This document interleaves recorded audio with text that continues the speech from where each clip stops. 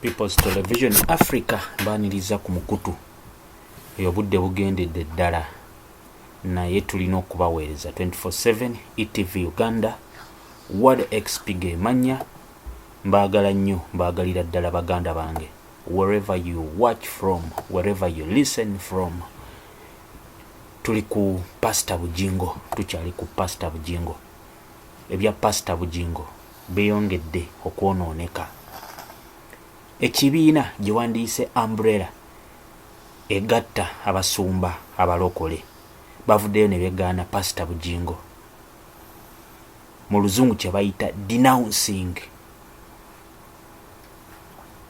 Tuli fenna olunaku lwa leero zizino ssaawa 6 olunaku lw'eggulo lwe nnyinza okugamba zibadde ennaku z'omwezi 16 Julayi 2019 ekibiina ekigatta abasumba abalokole kivuddeyo ne kyegaana Pastor Bujingo ne byonna byakola. Mu kiwandiiko kino bagamba nti we have noted with great concern what has been appearing in the electronic and print media concerning the comments and practices of Pastor Aloysius Bujingo regarding his marital status. Bagamba nti balabye bingi ebifulumira ku mitimbagano n'emikutu gy'amawulire emirala mingi ku ebyo Pastor Bujingo byavaayo n'ayogera ku nsonga z'amakaage ne mukyala we. Ne bagamba nti newankubadde nga Pastor Bujingo yavaayo oba yagaana okukolagana nabo kye bayise okukola independently ng'akola yekka era nga talina kibiina n'ekimu ekigatta abasumba balokole kye yeegattamu oba kyali memba.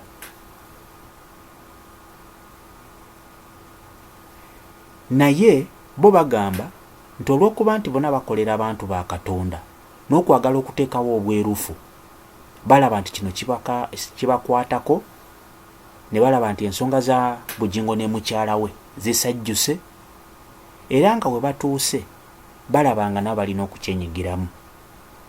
Abasumba bano bagamba nti bo nga abaweereza ba Mukama era ababunyisa enjiri bagezaako okufuna abasajja ba Katonda n'abalala bayise ba elders ne bagezaako okuyingira mu nsonga zino ze balaba nti zisajjuse nga beesigamye ku Matthew 18:15 bagamba nti nga 14 Meeyi 2019 abasumba bano nga bakulemberwamu Bishop Joshua Lwere alinga omukwanaganya omukulu owa National Fellowship of Born Again Pentecostal Churches of Uganda nga werekeddwako abakulu mu Kanisa abalala 3 okuli Apostle Alex Mitala, Elder Peterson Sozi ne Bishop Morris Bukenya basisinkana Pastor Bujingo ne bagezaako okwogera naye ne bamusaba alekerawo okukozesa akatuuti n'amawulire ge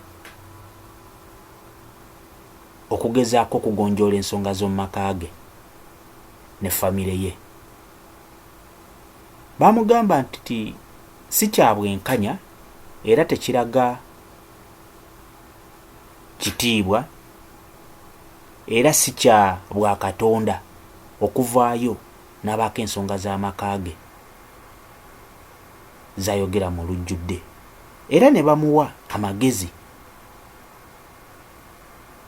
ayawule wakati wa famire ne kyaki. Bano bagamba mu kiwandiiko nti bo yabategeeza era n'abasuubiza nti kino agenda kukikomya era abasumba baali basazeewo okulaba nti batunuulira byonna byakola mu myezi 3 ne bagamba nti unfortunately nti ekyembi oluvannyuma lw'okwogera bennyamivu nti Pastor Aloysius Bujingo yagenda mu maaso n'avuma mukyala we n'amutyoboola n'amuyisaamu amaaso.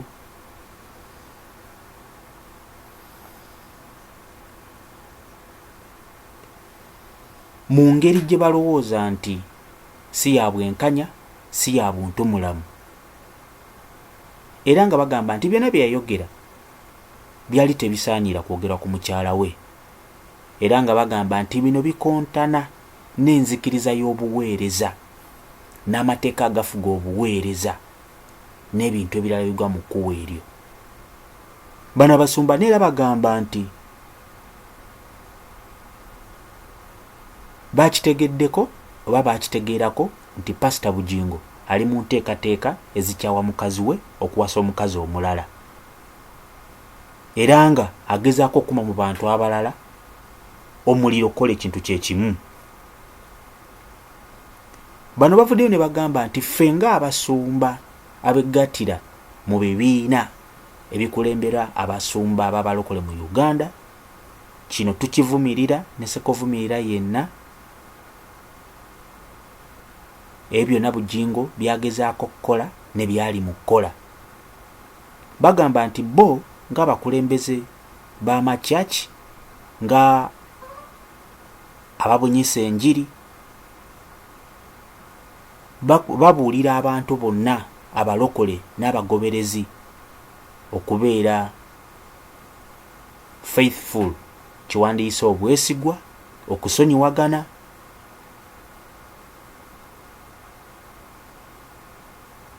n'ogenda mu maaso. Bagamba nti bo tebabunyisa njiri ya buseegu, tebabunyisa njiri ya kwegadanga, tebabunyisa njiri ya kwawukana mu bufumbo, n'ekintu kyonna ekigezaako okussa ekitiibwa ky'amaka ne famire. Bagamba nti bo ng'abakkiriza, ng'abaweereza ba Mukama Katonda, ng'abakulu mu Kanisa, bakola ekyabwe kye balina okukola. Ne bagezaako okwogera ne muganda waabwe ne brother waabwe mu Katonda, Pastor Aloysius Bujingo, agezeeko okubaako byakyusa, naye kino kyonna kigaanye. Era wano ne bamaliriza nga bagamba, therefore we hereby denounce and dissociate ourselves from Pastor Aloysius Bujingo practices, outbursts, behavior and doctrine. Bagamba nti bo beegaana Bujingo, tebaagala kugamba nti byakola babikkiririzaamu, byabuulira, ebimuvaamu, ebikolwa bye n'embuulira ye. Bagamba nti bo nga bo babyegaanira ddala, era tebabiwagira, era tebalibiwagira omulundi n'ogumu.